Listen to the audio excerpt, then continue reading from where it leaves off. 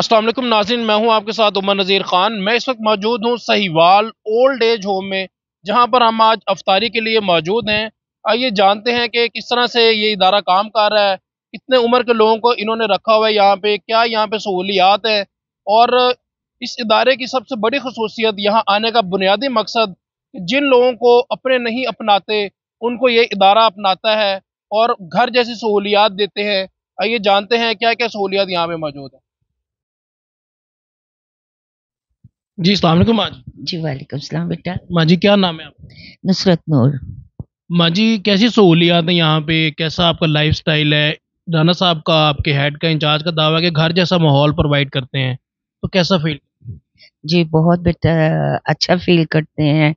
अपने आप को बहुत महफ़ूज़ यहाँ पे समझते हैं। हमारे सर बहुत अच्छे हैं। हमारी हर छोटी-छोटी ज़रूरत का बेटा वो ख़्याल रखते हैं। बज़ाते खुद मैं कहती हूँ कि मुझे गर्मी बहुत लगती है, एसी होना चाहिए। गर्मी नहीं बर्दाश्त होती बेटा, मैं हार्ट पेशेंट हूँ। दूसरा मैं चाहती हूँ कि कोई ऐसी टीचर हमें लगवा दी जाए, जो यहाँ आके हमें कुरान पाक की तफ़सीर समझा दिया। माँ जी, यहाँ पे कैसा खाना प्रोवाइड किया जाता है? 3 टाइम खाना देते हैं, इनका दावा है, तो क्या क्वालिटी होती है खाने की? अच्छा मिलता है बेटा, बेहतर खाना मिलता है। जी, जी। इसमें किस टाइप की क्वालिटीज़ और किस टाइप का मेन्यू होता मेन्यू बेटा इसमें सब्ज़ी भी है, गोश्त भी है, बिरयानी वग़ैरह भी बना देते हैं, हर चीज़ मिलती है बेटा। है? सिक्योरिटी को मद्देनज़र रखें कि सिक्योरिटी का कोई इश्यू या यहाँ पे किस तरह का एनवायरनमेंट है सिक्योरिटी के लिहाज़? नहीं, सिक्योरिटी का कोई हमें इश्यू नहीं है माशाल्लाह, बहुत हिफ़ाज़त होती है हमारी, हम बहुत तहफ़्फ़ुज़ महसूस करती हैं बेटा। या तो इसमें जो है मेडिकल की फैसिलिटी दी गई है, उसके बारे में क्या कहेंगे? हाँ जी, मेडिकल की बेटा मेडिसिन फ्री हमें मिलती हैं। वेडनेसडे को हमारी डॉक्टर आती हैं, वो आके सबका चेकअप करती हैं और मेडिसिन दे के जाती हैं। जी नाज़रीन, हमारे साथ एक खातून मौजूद हैं जो कि एक एनजीओ को रन कर रही है। आइए इनसे बात करते हैं कि किस तरह से ये ओल्ड एज होम वालों को फैसिलिटेट कर रही हैं। अस्सलाम वालेकुम। वालेकुम सलाम। जी बताइएगा तफ़सीलन कि किस तरह से आप अपनी एनजीओ को रन कर रही हैं, क्या इसका बेसिक एजेंडा है और किस तरह आप फैसिलिटेट कर रही हैं? जी बिस्मिल्लाहिर्रहमानिर्रहीम। फ़र्स्ट ऑफ़ ऑल तो ये है कि फ़ैल्कन एसोसिएशन पाकिस्तान के नाम से हमारी एनजीओ है, जो कि ऑल ओवर द पाकिस्तान हम लोग काम करते हैं। और हमारा मोटिव मेन यही है कि वेलफ़ेयर और फैसिलिटीज़ प्रोवाइड करना कम्युनिटी को, हर तरह से।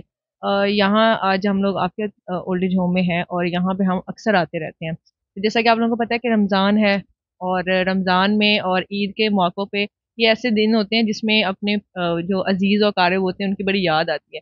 तो मैं अपनी वर्किंग के हवाले से बस इतना से ब्रीफली बताऊँगी कि हम लोग तो वैसे वेलफेयर कम्युनिटी पे काम कर रहे हैं, या सोशल सर्विसेज हेल्थ इश्यूज़ पे काम करते हैं, और ऑर्फनेजेस में भी हम विज़िट करते हैं, ओल्ड एज होम में विज़िट करने करते हैं। उसके अलावा हमारी वर्किंग में जो है इफ्तार ड्राइव, राशन ड्राइव्स, और जितनी हम लोग गरीब गुरबा को हम लोग फैसिलिटी दे सकते हैं या उनकी मदद कर सकते हैं। इसके अलावा मैं मैसेज ये देना चाह रही हूँ सबको, कि जैसा कि आप लोगों को पता है कि रमज़ान है, ईद भी है, और ये एक ऐसा एरिया या एक ऐसा एक होम होता है, एक घर होता है जिसमें वो लोग मुकीम हैं कि जिनको खुशियाँ चाहिए होती हैं, और उनको मतलब एक अपनायत चाहिए होती है। तो जो लोग जो वेलफेयर अदारे मेरी बात सुन रहे हैं, मेरी आवाज़ उन तक पहुँच रही है, मैं उनको सिर्फ़ इतना मैसेज देना चाहती हूँ कि खाना प्रोवाइड करना या इस तरह की कोई भी आप अगर कोई फैसिलिटीज़ वगैरह दे रहे हैं, तो वो तो एक कॉमन सी बात है, वो कोई भी दे सकता है। लेकिन मेन मोटिव तो ये होता है कि हम लोग उनके दुःख दर्द में उनका सहारा बनें, उनको खुशियाँ दें जो कि हम लोग महसूस करते हैं। क्योंकि हम जब उस स्टेज पे होते हैं खुद, फिर हमें उनके दर्द की समझ आती है। तो तमाम मुखय्यर हज़रात से भी और तमाम जो सामीन हैं वेलफेयर एनजीओज़ चला रहे हैं, उन सबको मैसेज ये देना चाहती हूँ, आप यहाँ पे विज़िट करें, इन लोगों के साथ बैठें, इनका दर्द बाँटें। क्योंकि हमारे जो सोशल वर्क का जो टैग है, उसका मतलब ही वॉलंटरिज़्म का यही है कि हम लोग कम्युनिटी सर्विसेज़ में पहला जो है वो इंसानियत को सुकून देना और खुशी देना होता है। यहाँ पे आप रेगुलरली विज़िट करते हैं, तो किस तरह की यहाँ पे फैसिलिटीज़ हैं? क्या उसमें फैसिलिटीज़ कौन-सी हैं और इसमें लैक ऑफ फैसिलिटीज़ कौन? अ, फर्स्ट ऑफ ऑल तो ये है कि हम लोग जब से विज़िट कर रहे हैं यहाँ पे, पहले से ज़्यादा इम्प्रूवमेंट आती जा रही है। पहले पिछले साल जब हमने विज़िट किया था तो पहले थोड़ी कम थी, इस दफ़ा जब आए हैं तो और ज़्यादा मज़ीद सहूलियात हैं, और यहाँ का जो अमला है उनके साथ तो हम लोग, हमारे साथ वो बहुत ज़्यादा उनके अच्छे अखलाकियात हैं, जो हमने ऑब्ज़र्व किया है, वो भी यही ऑब्ज़र्व किया है कि उनके अखलाकियात बहुत अच्छे हैं टुवर्ड ओल्ड पीपल। तो उनके बहुत एक जिस तरह वो माँ बच्चे वाला हिसाब है, इस तरह के हैं ताल्लुकात। तो हमें तो ऐसा कोई फील नहीं हुआ, लेकिन ये छोटी छोटी चीजें हैं जैसा कि आप कह सकते हैं कि गर्मियों का मौसम है, ठंडे पानी के मसाइल या इस तरह की जो छोटी छोटी चीजें हैं वो तो एक कॉमन सी है। हाँ जी, तो ये जो मैंने ऑब्जर्व किया है। बाकी ये है कि कपड़े या पैसा वगैरह ये चीजें तो सारी बातें अदारा प्रोवाइड कर ही रहा होता है। जी अस्सलाम वालेकुम। वालेकुम अस्सलाम। जी बुजुर्गो, क्या नाम है आपका? नसीरुद्दीन। नसीरुद्दीन अंकल, किस तरह यहाँ तक आप पहुँचे, ये ओल्ड एज होम सहीवाल तक? ये सवाल छोटा है, जवाब बहुत बड़ा है। फिलहाल मुकद्दरों की गेम है, हमें तकदीर ने यहाँ लाकर फेंक दिया। अगर ये ओल्ड एज ना होता तो शायद हम आज तक ज़मीन हमें खा गई होती। मौजूदा यहाँ जो अभी राणा साहब हैं हमारे, अरशाद मौसम साहब, क्या बात है, तो हमारे बच्चों की तरह।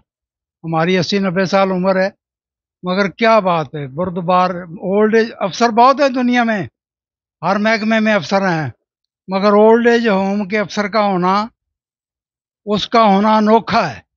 उसको बहुत बड़ा दिल रखना पड़ता है। यहाँ रहने वाले लोग, कोई बीवी के हाथों तंग है, कोई बच्चों के हाथों तंग है, कोई माशरा पुलिस के हाथों तंग है, कोई बरादरी के हाथों तंग है। जहाँ दिल का महरम न गमखार हो, वहाँ तख्त भी कैद खाना हुआ। ये घर बार बाजार गुलजार सब एक प्यारे सवा सब बेगाना हुआ। जी माँ जी, की नाम है ਤੁਹਾਡਾ? मेरा नाम जी श्रिया भी। ਮਾਂ ਜੀ, ਕਿਸ ਵਜੂਹਾਤ ਦੀ ਵਜ੍ਹਾ ਤੋਂ ਤੁਸੀਂ ਇੱਥੇ ਆਏ ਹੋ? ਵੀਰੇ ਨਾ ਪਹਿਲੇ ਨਾ ਮੀਆਂ ਫੌਤ ਹੋ ਗਿਆ, 12 ਸਾਲ ਹੋ ਗਏ। ਉਸ ਤੋਂ ਬਾਅਦ ਬੇਟੇ ਦੀ ਸ਼ਾਦੀ ਕੀਤੀ, ਪਹਿਲੇ 2 ਬੇਟੀਆਂ ਦੀ ਕੀਤੀ।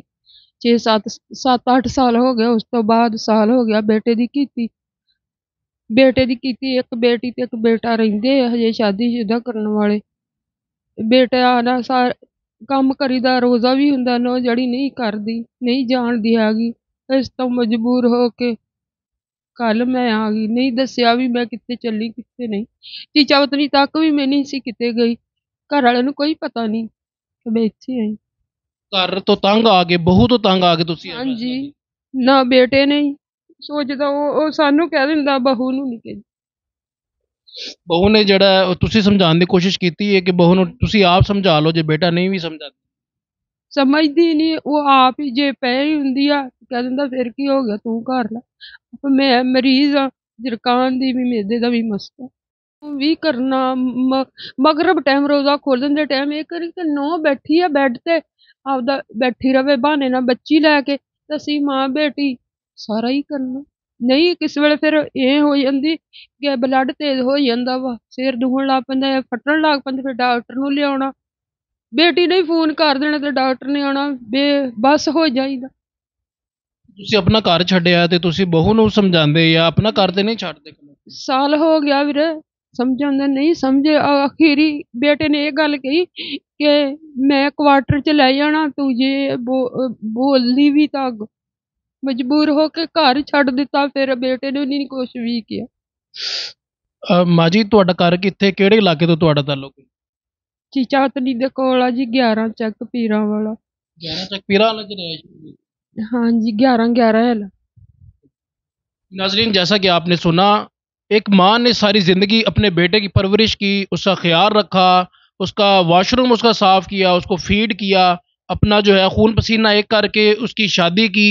और बहू से तंग आके जो है लड़ाई झगड़ा फसादात की वजह से इन्होंने अपने बेटे को कुछ नहीं कहा, और ख़ुद उनसे तंग होने की वजह से अपना ही घर छोड़ के आज ओल्ड एज में बैठे हुए हैं।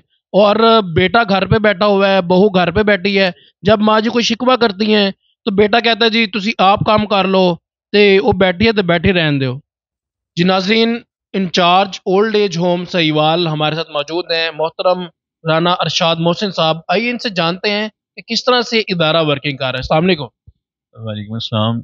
बहुत शुक्रिया कि आप और आपकी टीम यहाँ पे तशरीफ़ लाए, आपने बुज़ुर्गों के साथ टाइम स्पेंड किया और आपने अपने चैनल पे इतना अच्छा हमें टाइम दिया। यहाँ पे ये गवर्नमेंट ऑफ पंजाब की तरफ से एक इदारा है।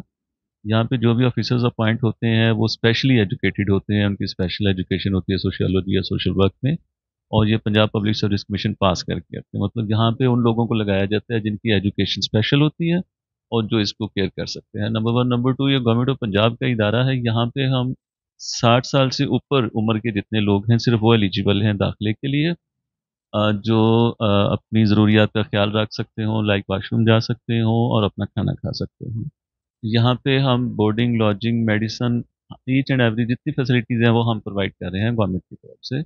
इसमें हम 3 टाइम का खाना देते हैं, जिसमें सुबह नाश्ता हम 7 बजे दे देते हैं, दोपहर का खाना 12 बजे और शाम का जो खाना है वो मगरिब की नमाज के फौरी बाद तो सर्व कर देते हैं। दिन में 2 दफ़ा इनको चाय दी जा रही है। इसके अलावा हमारे पास जो एमबीबीएस डॉक्टर हैं हमारी, वो हफ्ते में 2 बार आती हैं। इसके बाद हमारे पास जो सिविल हॉस्पिटल है साहिवाल का, वहाँ से जो स्पेशलिस्ट डॉक्टर्स की टीम है 4 से 5 डॉक्टर्स की, वो महीने में 1 बार विज़िट करते हैं सीएम साहिबा के इंस्ट्रक्शंस के अकॉर्डिंगली। और वो मेडिसिन वगैरह का ऐसा हमें कोई इशू नहीं होता, बुज़ुर्गों के लिए वापर मिकदार में मौजूद होती है। उसके अलावा इनको साबुन, तौलिया, तेल, ईच एंड एवरी जो घर ज़रूरत वाला इन्वायरमेंट। घर वाला एनवायरनमेंट हम उनको दे रहे हैं। और साल में 2 से 3 सूट भी लेके देते हैं, इनके जूते वगैरह भी नए हम लेके देते हैं गर्मियों सर्दियों के। और अगर वो खुदा न खास्ता किसी का हमारे पास कोई तबीयत ज़्यादा ख़राब हो, हॉस्पिटलाइज्ड हो, उसका मुकम्मल हम केयर करते हैं। अगर कोई अल्लाह को प्यारा हो जाए तो उसका भी हमारी इस्लामी रसूमात के अकॉर्डिंगली जो रसूमात हैं उसकी उसकी तदफीन की, कफन दफन की, वो भी बहुत इज़्ज़तदार तरीके से उसकी सरअंजाम दी जाती है। राणा साहब, किस टाइप के केसेस आपके पास ज़्यादा आते हैं? मतलब किस कैटेगरी के बुजुर्ग आते हैं आपके पास के, किन उनके इश्यूज क्या होते हैं या जब वो यहाँ पे आपके पास आते हैं for the sake of admission? अच्छा, इसमें जब यहाँ पे मेरी पोस्टिंग नहीं थी, जैसे एक लेनमैन हमारा एक व्यू था, तो उसमें हमें यही लगता था कि ये हमें ज़रूरत नहीं है, ये हमारे सोसाइटी के मसाइल नहीं है, ये तो वेस्ट के मसाइल हैं। लेकिन जब यहाँ पे आए हैं और जब फर्स्ट हैंड एक्सपीरियंस ले रहे हैं, तो हमारे भी वही मसाइल हैं। कुछ ज़्यादा केसेस में बच्चे घर से निकाल देते हैं बुज़ुर्गों को। कुछ केसेस में बुज़ुर्ग जो हैं वो लावारिस हैं, मतलब शादी हुई, बीवी बच्चे में से किसी एक की डेथ हो गई, बच्चे हैं नहीं, वो हमारे पास आ गए। हमारे पास 2-3 केसेस ऐसे हैं, नाम लेना मुनासिब नहीं है, उनकी शादी ही नहीं हुई। जब तक वो वालिदैन ज़िंदा थे या भाई ज़िंदा थे, वो उनके सहारे रहे हैं। अब जब भाई और या वालिदैन हैं वो अल्लाह को प्यारे हो गए हैं, अब अकेले रह गए हैं, तो घर वाले जो है उनका बोझ नहीं उठाते, उनके भतीजे भांजे, तो वो अल्टीमेटली हमारे पास आ जाते हैं। हम इस चीज़ से बड़ी नफरत करते हैं कि जो अंग्रेज़ है, जो गोरे हैं, वो अपने बुजुर्गों को ओल्ड एज होम में छोड़ आते हैं, तो वहाँ डोनेशंस देते हैं, अपने पास नहीं रखते। ये चीज़ से बड़ी शदीद नफरत करते हैं जो हमारे तबका फ़िक्र के लोग हैं। तो यहाँ पे किस तरह इस टाइप के केसेस कितने हैं तकरीबन तादाद में आप? हमारे पास जो करंट एडमिशन है वो 30 है, 30 हमारे पास लोग मौजूद हैं, जिसमें 25 हमारे पास मेल हैं और 5 हैं वो फीमेल हैं। मेजॉरिटी के केसेस वही हैं जो फैमिली के साथ उनकी नहीं बनती, या फैमिली बच्चों ने घर से निकाला हुआ है, कुछ के जायदाद के इश्यूज हैं, मसाइल हैं। एक बुजुर्ग हैं हमारे पास, उनका जो बच्चों ने घर से निकाला है उसकी वजह ये थी कि उनके 3 बेटे थे, एक बेटे का इंतकाल हो गया, उसकी औलाद है, बाकी 2 बेटे हयात हैं। तो बुजुर्ग का ये मौक़िफ़ था कि मैंने जो बच्चा फौत हो गया अपनी जायदाद में से उसके बच्चों को भी हिस्सा देना है, जो कि उसका वो ठीक कह रहा था। लेकिन जो बाकी उसके 2 बेटे हैं, उनका इसरार ये है कि जो फौत हो गया उसके बच्चों को कोई हिस्सा ना दो, जितनी जायदाद है वो हम दोनों को तक़सीम करो। तो इस सूरत में वो बुजुर्ग ने उनकी बात नहीं मानी, तो उन्होंने घर से निकाल दिया। जायदाद का तनाज़ा हो। जायदाद का तनाज़ा हो गया, इस तरह से भी। और वैसे भी अभी जिस तरह से महंगाई है, बाकी मामला चल रहे हैं, तो बुज़ुर्गों की दवाइयों के, बाकी क्योंकि स्पेशल केयर की ज़रूरत होती है, तो घर वाले भी बोझ उठाने से सम टाइम कासर होते हैं, इस वजह से भी लोग फिर वो नाराज़ होकर इधर आ जाते हैं। राणा साहब, काइंडली बताइएगा कि समटाइम्स जब डेथ हो जाती है, जो यहाँ पे लोग हैं उनकी, तो उसके बाद आप कॉल करते हैं घर में, फैमिली को इन्फॉर्म करते हैं, तो फैमिलीज आती हैं रिसीव करने के लिए डेड बॉडी, या वो कहते हो कि विदाउट परमिशन ये इन्होंने यहाँ पे एडमिशन क्यों लिया, इस तरह के कोई इश्यूज? देखिए, इस तरह जो हमारे एसओपीज़ हैं उसके अकॉर्डिंगली जब भी कोई बंदा सीरियसली बीमार हो जाए, हॉस्पिटलाइज़ हो जाए या डेथ हो जाए, तो सबसे पहले हमने उनका जो भी हमारे पास पॉइंट ऑफ कॉन्टैक्ट है, हमने इन केस ऑफ इमरजेंसी दिया हुआ है, हम उनसे रब्ता करते हैं। मेरे टेन्योर में यहाँ पे 3 लोगों का इंतकाल हुआ है, खुदा मग़फ़िरत फ़रमाए उनकी। उनमें से 2 लोगों के कोई वर्षा ने तो ओन कर लिया था। एक एक के तो उन्होंने कहा था जी हम डेड बॉडी ले जाते हैं, उसकी भतीजी थी। एक केस में ये हुआ था, उन्होंने कहा था जी कि कफ़न-दफ़न हम कर देते हैं, लेकिन आपने करना इधर ही, हम ले जा नहीं सकते बॉडी को, यहाँ कर दिया था। और एक तो वो बड़ा काबिल अफसोस वाक़या हुआ था, वो लाहौर से थे, एक बुज़ुर्ग हमारे पास रह रहे थे। जब उनका इंतकाल हुआ तो हमने उनके सगे भाई को अप्रोच किया इस हवाले से कि जी आप ये इनका इंतकाल हो गया तो आप डेड बॉडी रिसीव कर लें। उन्होंने कहा जी मैंने रिसीव नहीं करनी, मेरी तरफ से आप इसको कचरे पे फेंक। ये सगे भाई के अल्फाज हैं। सगे भाई के अल्फाज से ये वो तकरीबन कब का वाक़या राना साहब? ये पिछले रमज़ान का वाक़या, पिछले रमज़ान का वाक़या। तो मैंने उनको कहा जी हम इसको कचरे पे तो नहीं फेंकेंगे, अगर हमने इनके ज़िंदा की इतनी केयर की है और अगर ये अल्लाह को प्यारे हो गए हैं तो हम इनका कफ़न दफ़न अच्छे तरीके से करेंगे। मैंने फिर दोबारा उनको कॉल की, मैंने कहा चले खर्चा वगैरह सारा हम कर लेते हैं, आपका कोई आबाई कब्रिस्तान है जहाँ पे इनके बाप दादा की कब्रिस्तान है, तो चलो ये उनके साथ इनकी कब्र बन जाए। तो उस पर फिर उसने मुझे बड़े गुस्से से कहा कि जी मैंने आपको कहा है ना मेरी तरफ से आप इसको कचरे में फेंक दें, उसने फ़ोन कर दिया। तो फिर उनकी कब्र हमने इधर ही बनाई है मायशा कब्रिस्तान में, और हमने उनका जनाजा करवाया था यहाँ पे जामिया फरीदिया में। बहुत बड़ा जनाजा हुआ था माशाल्लाह, बड़े वो स्टूडेंट बच्चे भी थे, इधर के लोग भी आ गए थे, और उनका बाकी जो ख़त्म वगैरह का एहतमाम वो भी हमने अच्छे तरीके से किया। राना साहब क्या मैसेज देना चाहेंगे स्पेशली इस थहीवाल की आवाम को? मेरा मैसेज यही है कि जी अपने बुज़ुर्गों का एहतराम करें, बुज़ुर्गों का ख्याल रखें। बुज़ुर्ग भी बिल्कुल बच्चों की तरह ही हो जाते हैं, आप उनसे इरिटेट ना हों।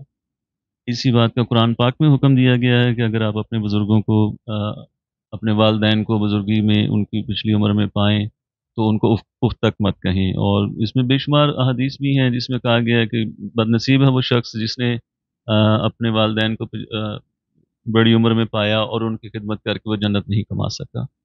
तो बहुत छोटे-छोटे इश्यूज़ होते हैं, बहुत बिल्कुल माइनर से होते हैं। वो बुज़ुर्गों को आप अगर दिन में 10-15 मिनट टाइम दे के उनकी बात सुन लें, वो इतने में खुश हो जाते हैं। तो बहुत ज़्यादा बर्डन नहीं होता। अपने बुज़ुर्गों का ख़्याल रखें, उनका एहतराम करें, उनकी इज़्ज़त करें, तो वो आपके लिए दुआओं का सबब बनें। राना साहब मुखय्यर हज़रात से क्या दरख्वास्त करना चाहेंगे?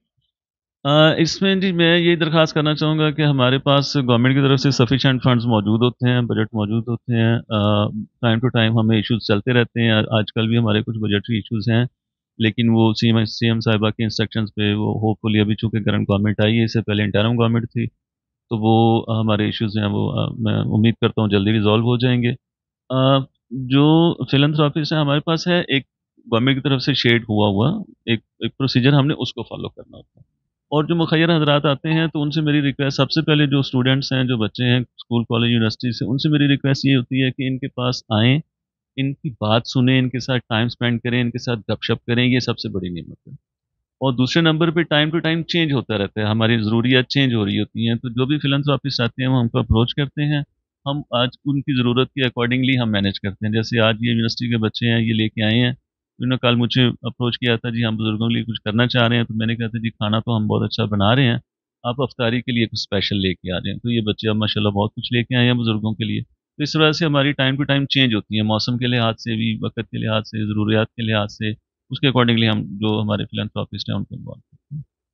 सर काइंडली बताइएगा कि आपका क्राइटेरिया क्या है? फॉर एग्जांपल सिर्फ सहीवाल के रेजिडेंट ही आपके पास आके यहाँ पे एडमिशन ले सकते हैं और स्टे कर सकते हैं, या फ्रॉम एनीवेयर पाकिस्तान या फॉर एनीवेयर फ्रॉम पंजाब?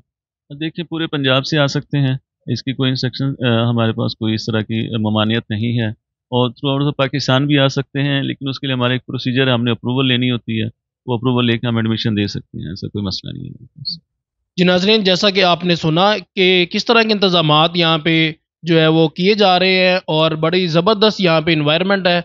जबकि एक अफसोसनाक बात ये है कि हम ओल्ड एज होम को बहुत बुरा जानते हैं। जब हम गोरे को देखते हैं, अंग्रेज़ों को देखते हैं कि वो अपने बुज़ुर्गों को ओल्ड एज होम में छोड़ देते हैं, तो बड़ी नफ़रत हमारे दिल में पैदा होती है उनके लिए। जबकि इस तरह के केसेस हमारे पाकिस्तान में, पंजाब में और सहीवाल में आपके सामने हैं। और सगे भाई की जो है वो डेड बॉडी रिसीव करने से इनकार कर दिया और राना साहब को कहा कि आप बेशक इसको कचरे के ढेर पे फेंक दें। तो इनका ये मैसेज है अवाम के लिए कि जितने भी स्टूडेंट्स हैं, जितने भी यहाँ के सहीवाल के शहरी हैं, वो कुछ भी डोनेट करें या ना करें, वो अपना जो है वो वक्त ज़रूर डोनेट करें। यहाँ पे जो बुज़ुर्ग हैं, जो ख़वातीन हैं, उनसे आके मिलें, उनसे गपशप करें, उनसे उनकी कहानी सुनें, अपनी बातें करें और अपना वक्त कम अज़ कम ज़रूर डोनेट करें। इंशाल्लाह नेक्स्ट प्रोग्राम में जल्द मुलाकात होगी। अल्लाह हाफ़िज़।